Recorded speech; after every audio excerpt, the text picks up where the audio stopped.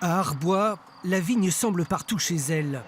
Au bout de chaque rue, sous chaque trottoir aussi, où un nombre incalculable de caves forme l'envers d'une ville entièrement dédiée au vin.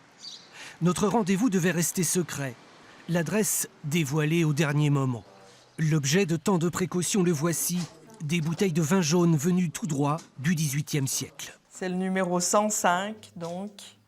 Quelle année 1774. Voilà, avec un assez joli niveau.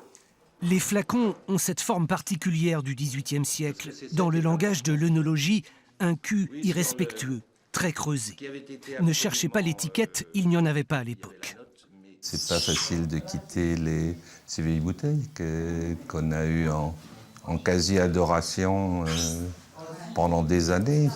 Une de ces bouteilles avait été ouverte par le propriétaire en 1992, en compagnie d'Henri Gaud, célèbre critique gastronomique. C'était absolument monstrueux, c'était presque religieux.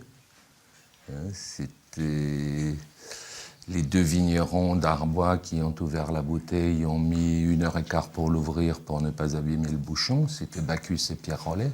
La couleur d'abord a surpris, en disant mais c'est un jaune d'or absolument incroyable. Cette collection de bouteilles n'a pas bougé depuis 8 générations. Le propriétaire, qui souhaite rester anonyme, veut leur donner une seconde vie. Dans quelques jours, les flacons seront dispersés lors d'une vente aux enchères. On dit que c'est le plus vieux vin du monde. Il y a eu des précédents avec des records au niveau des prix. Il y a eu une bouteille donc, qui s'est vendue à 57 000 €. Des amateurs fortunés du Japon et des États-Unis sont déjà sur les rangs. On dit que le vin jaune est éternel comme les diamants. Il faudrait juste ne pas oublier de le boire un jour.